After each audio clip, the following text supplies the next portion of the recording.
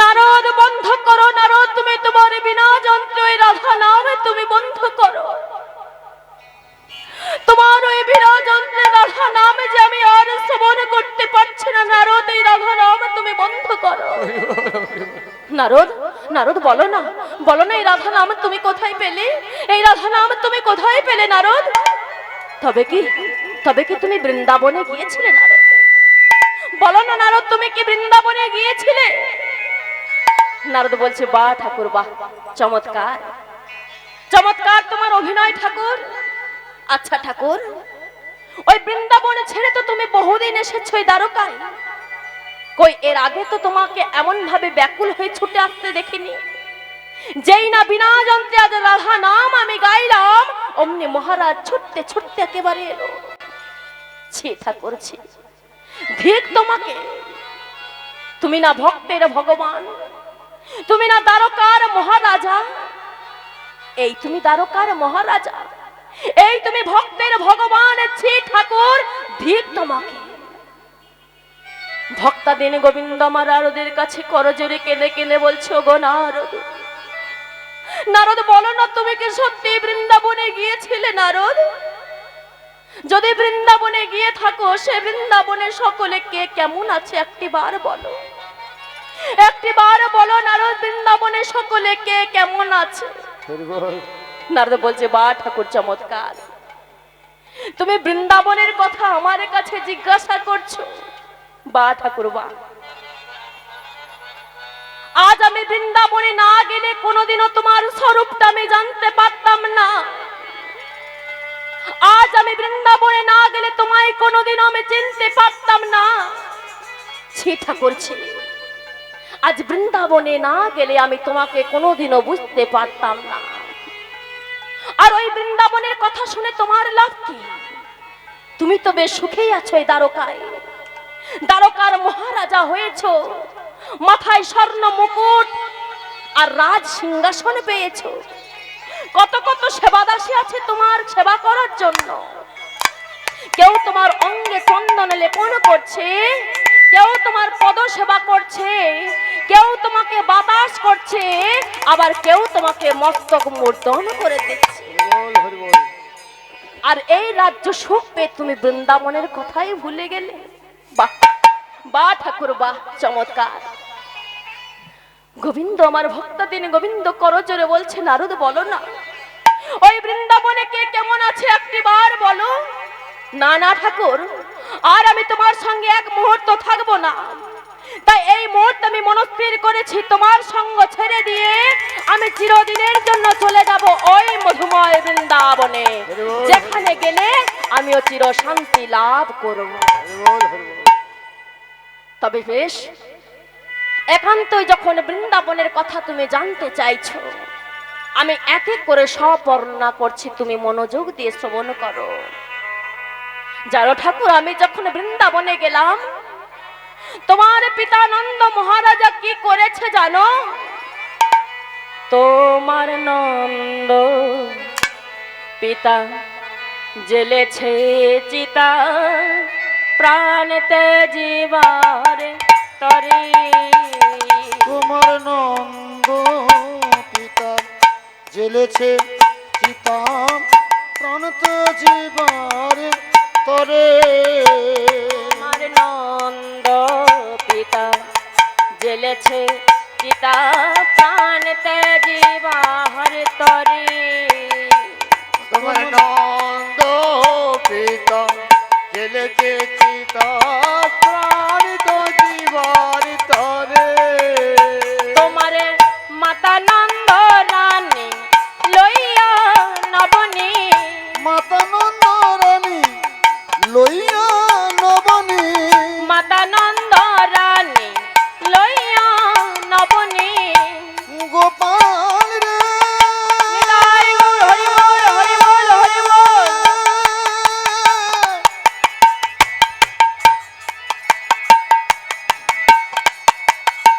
গোপাল রে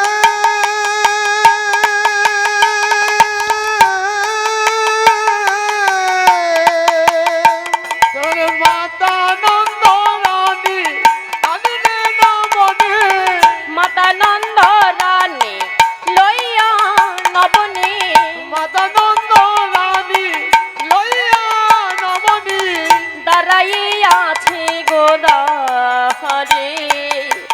দাঁড়ায়ে আছে গো দ্বারে। আমার মাতা নন্দ রানী লইয়া নবনী দাঁড়ায়ে আছে যে দ্বারে, দাঁড়ায়ে আছে গো দ্বারে। বলে কেমন আছিস ও বাবা গোপাল? বলে কেমন আছি ও বাবে গোপাল, কেমন আছি ও বাবে গোপাল। আমরা না হয় হলাম কাঙ্গাল, কেমন আছি ও বাবা গোপাল? আমরা নয় হলাম কাঙ্গাল, কেমন আছি ও বাবে গোপাল। আমরা না হয় হলাম কাঙ্গাল, কেমন আছি ও বাবা গোপাল? আমরা হলো কাঙ্গাল, কেমন আছি ও বাবে গোপাল। তাই ধিক তোমাকে ঠাকুর, ধিক তোমাকে।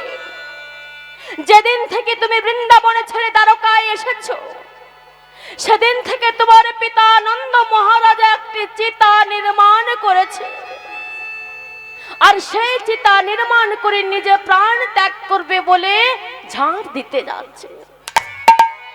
আর তোমার মা, জানো ঠাকুর, তোমার মায়ের মতো যদি আমার একটা মা থাকতো, সদা সর্বদা আমি তাকে মাথায় করে রাখতাম। আর সেই মাকে তুমি এমন ভাবে কাঁদিয়ে এসেছো। জানো ঠাকুর, যেদিন থেকে তুমি বৃন্দাবন ছেড়ে এসেছো, সেদিন থেকে তোমার মা নন্দরানী তোমার জন্য কাঁদতে কাঁদতে তার নয়ন দুটি অন্ধ হয়ে গেছে। তাই আমি যখন তোমার মায়ের কাছে গেলাম, আমাকে মনে মনে ভেবেছি বুঝি তার ছোট্ট গোপাল এসেছে। আমাকে গোপাল ভেবে কতই না আদর করলো। আমি বললাম, মা গো, আমি তোমার গোপাল নয়, আমি তোমার নারদ এসেছি, আমি তো তোমার গোপাল আসিনি মা। তাই মা আমার কেঁদে কেঁদে আজ গোপাল ভেবে তাকে কতই না আদর করলো। সেই মাকে কাঁদিয়ে, সেই মাকে কাঁদিয়ে তুমি দ্বারকার মহারাজা হয়েছো ঠাকুর, ধিক তোমাকে। জানো ঠাকুর, আমি যদি বৃন্দাবনে না যেতাম, তাহলে সাক্ষ্য প্রেম কাকে বলে আমি কোনোদিনও জানতে পারতাম না। তোমার শ্রীরাম, সুদাম, দাম, বসুদাম নামে যে সখাগুলি আছে, তারা যমুনা থেকে কিছু মৃত্তিকা তুলে এনে ঠিক তোমার মতো একটি মূর্তি নির্মাণ করেছে। আর বন থেকে কিছু সুমিষ্ট ফল চয়ন করে এনে ঠিক যে ফলগুলি আগে সুমিষ্ট, আগে নিজেরা খেয়ে দেখেছে, ঠিক যেই ফলগুলি সুমিষ্ট, সেই ফলগুলি তোমার বদনের কাছে ধরে বলছে, কানাই খা ভাই, রাগ করেছিস কানাই, খা না। তাই তারা কেঁদে কেঁদে বলছে, ওরে ওরে আমার ব্রজের কানরে,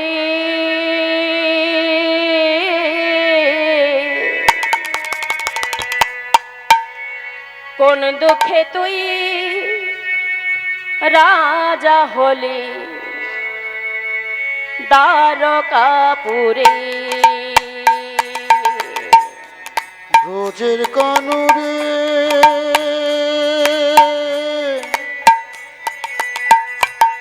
কোন দুঃখে তুই রাজা হলে দ্বারকাপুরে। বল ভাই, আমার ব্রজের কানরে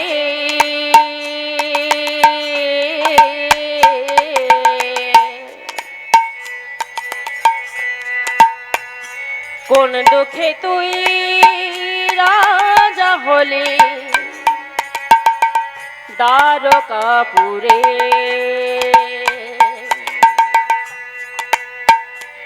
আমার ব্রজের কানুরে কানাই বল না ভাই, কি অপরাধ করেছি তোর কাছে আমরা, আমাদের ছেড়ে চলে গেলি। রাজা হলে ওরে দ্বারকাপুরে।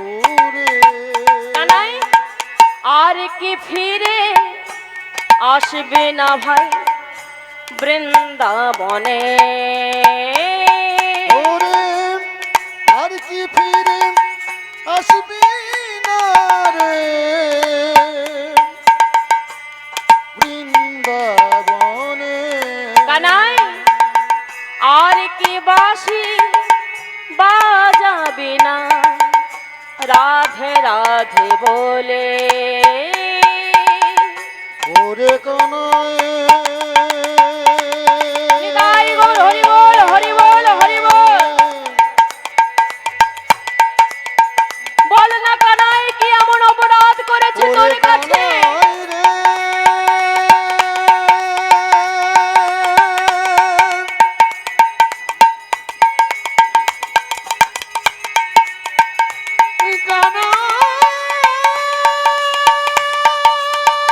বল ভাই একবারে ফিরে আয় বৃন্দাবনে ফিরে আয়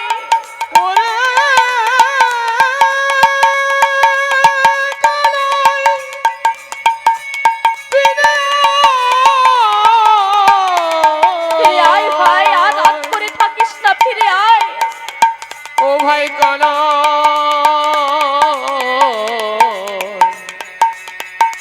ফিরে আয়। ওরে কানা তাই সেই সাক্ষ্য প্রেমকে তুমি লাথি মেরে এইভাবে ধারুকার রাজা হয়েছো তাই না না আর আমি তোমার সঙ্গে থাকবো না এই মুহূর্তে তোমার সঙ্গ ছেড়ে দিয়ে আমি চলে যাব মধুময় বৃন্দাবনে তবে হ্যাঁ যাবার আগে আরেকজনের কথাও তোমাকে বলে যায় বৃন্দাবনে না গেলে আমি তো জানতে পারতাম না আচ্ছা ঠাকুর ওই বৃন্দাবনে রাধা নামে কেউ আছে জানো রাধা নামে কেউ যে বৃন্দাবনে আছে তুমি কি তাকে চেনো ছি ঠাকুর ছি সেই রাধা বিনোদিনী আমার তোমার শুধু তোমার বিরহে বিরহিনী হয়ে আজ ধুলায় মূর্ছিত হয়ে আজ কাঁদেছে ঠাকুর তার যে দশম দশা আমি দর্শন করে এসেছি তাতে করে এখন তার কেমন অবস্থা হবে জানো ঠাকুর রাধা বিনোদিনী পড়িয়া ধরণী রুদ্ধ হয়েছে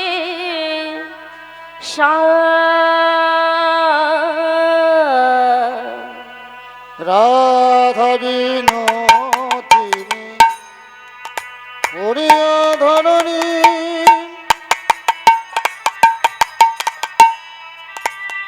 রুদ্ধ হইয়াছে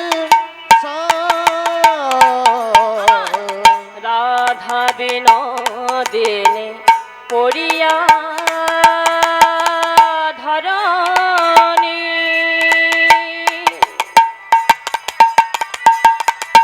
বিনোদিনী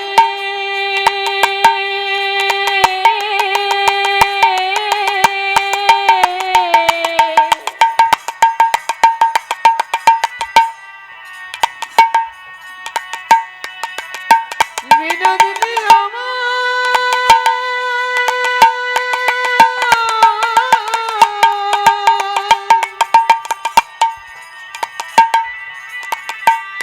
পড়িল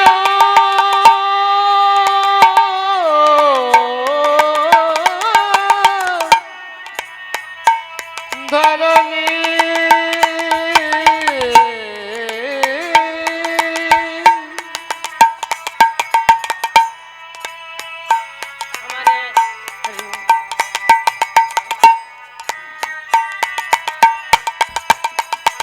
আমারে রাধা বিনোদিনী পড়িয়া ধরণী রুদ্ধ হয়েছে রাধা বিনোদিনী পড়িয়া ধরণী রুদ্ধ হইয়াছে আরে বুকে পট লইয়া দুই আখি মোদিয়া আর বুকে বড় লইয়া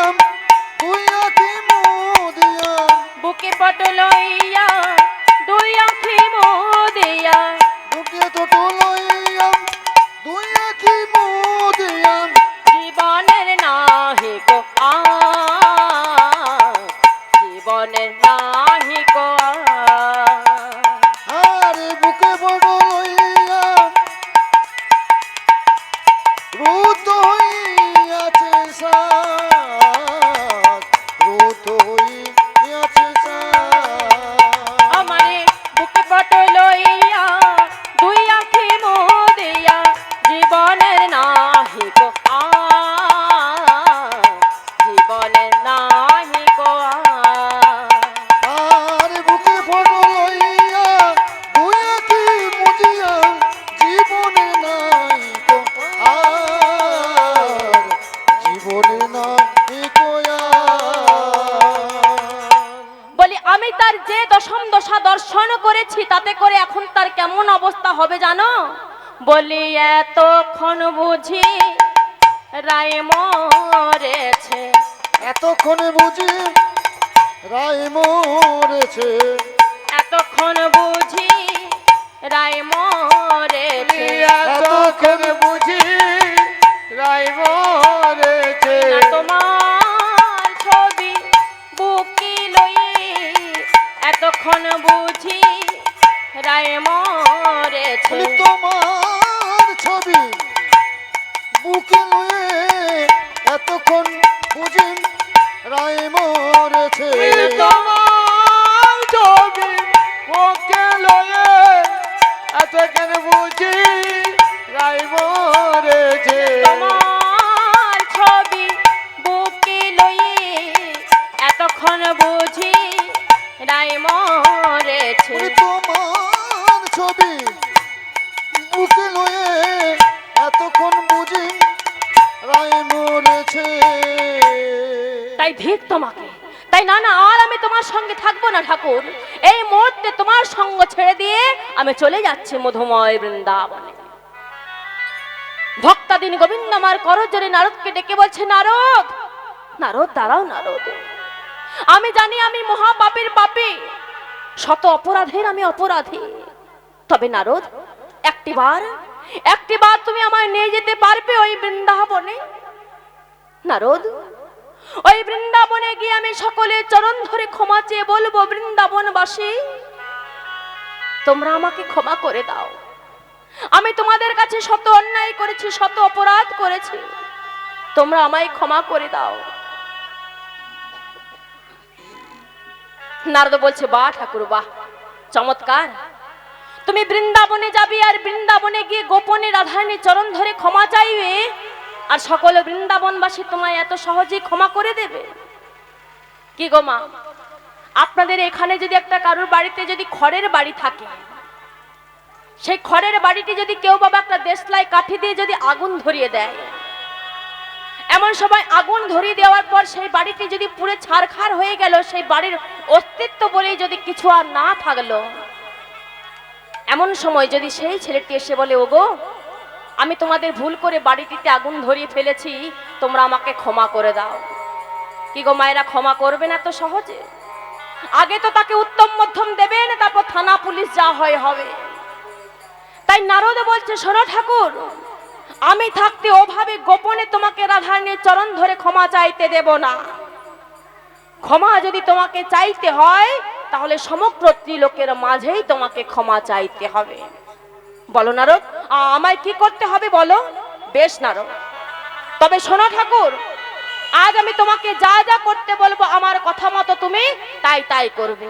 বেশ বলো, আমায় কি করতে হবে বলো নারদ? তবে শোনো ঠাকুর, কি করতে হবে জানো? ওই যে দেখছো দূরে একটা প্রভাস নদ, ওই প্রভাস নদে কি করবে জানো? প্রভাসের তীরে যোগ্য কর চিন্তামণি। প্রভাসের তীরে যোগ্য করো চিন্তামণি। প্রভাসের তীরে যোগ করো চিন্তামণি। প্রভাসের তীরে যোগ্য করো চিন্তামণি। প্রভাসের তীরে যোগ করো চিন্তামণি। আরে সেখানে তে আনো তোমার রাধা বিনোদিনী। আর সেইখানেতে আনো তোমার রাধা বিনোদিনী। সেখানেতে আনো তোমার রাধা বিনোদিনী। সেখানেতে আনো তোমার রাধা বিনোদিনী। আর সেখানেতে আনো তোমার রাধা বিনোদিনী। ওই প্রভাসের তীরে যোগ্য কর চিন্তামণি। হরি বল হরি বল। প্রভাসের তীরে যোগ্য কর চিন্তামণি। আর প্রভাসের তীরে যোগ্য কর চিন্তামণি। আজ প্রভাসের তীরে যোগ্য কর চিন্তামণি। আর শোনো ঠাকুর, তুমি যখন সকলের সামনে ওই রাধারানীর চরণ ধরে ক্ষমা চাইবে, তখন আমি কি করব জানো? কি করব? ও ঠাকুর, আমি দেখব নয়ন ভরে, আমি দেখব নয়ন ভরে, দেখব নয়ন ভরে, আমি দেখব নয়ন ভরে।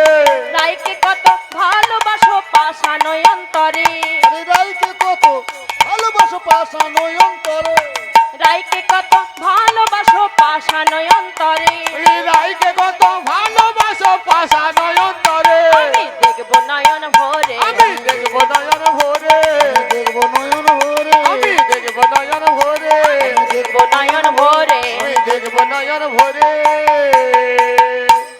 তাই শোনো ঠাকুর, ওই যে দেখছো প্রভাস নদ, সেই প্রভাস নদে একটি যজ্ঞের আয়োজন করো। আর এই যজ্ঞ মঞ্চে সকলকে আহ্বান করো নিমন্ত্রণ পত্র দিয়ে। তাই নারদের কথা মতো ভক্তাদিন গোবিন্দ আমার এবার পত্র লিখতে বসলেন কাদের জন্য? না, পত্র লিখলেন ইন্দ্রলোক, ধ্রুবলোক, মর্তলোক, চন্দ্রলোক এবং পাতাল ভূমের জন্য। সকলের নামে পত্র লিখে নারদের হাতে দিয়ে বলছে, নারদ যাও, তুমি সকল স্থানে নিমন্ত্রণ দিয়ে এসো। এমন সময় দাদা বলরাম কাছে এসে বলছে, একানাই দেখি তুই কাদের নামে পত্র লিখলি, একটু আমি দেখি। যেই না পত্রগুলি একটার পর একটা উল্টাচ্ছে, দেখছে বাবা আসলেই ভুল। তাই কানাইকে বলছে, কানাই হে কি করেছিস ভাই?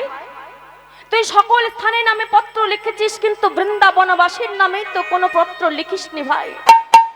হ্যাঁ রে, বৃন্দাবনবাসী ছাড়া কোনো অনুষ্ঠান হয় নাকি সভা পায়? ভক্তাদিন গোবিন্দ আমার মনে মনে চিন্তা করে বলছে, আর দাদাকে বলছে, দাদা গো, ওই বৃন্দাবনবাসীর নামে যে আমি কেন কোনো পত্র লিখিনি জানো দাদা? আমি তাদের নামে যদি সাধারণ কলমের কালি দিয়ে পত্র লিখি, সে চিঠি তাচ্ছিল্য জ্ঞানে গ্রহণ করবে বৃন্দাবনবাসীগণ। তাই আমি তাদের জন্য কোনো পত্র লেখার ভাষা যে আমি খুঁজে পাইনি দাদা, পত্র লেখার ভাষা যে খুঁজে পাইনি। তাই মনে মনে চিন্তা করছি, আমি যদি সাধারণ কলমের কালি দিয়ে পত্র লিখি, সে চিঠি তাচ্ছিল্য জ্ঞানে গ্রহণ করবে ব্রজবাসী।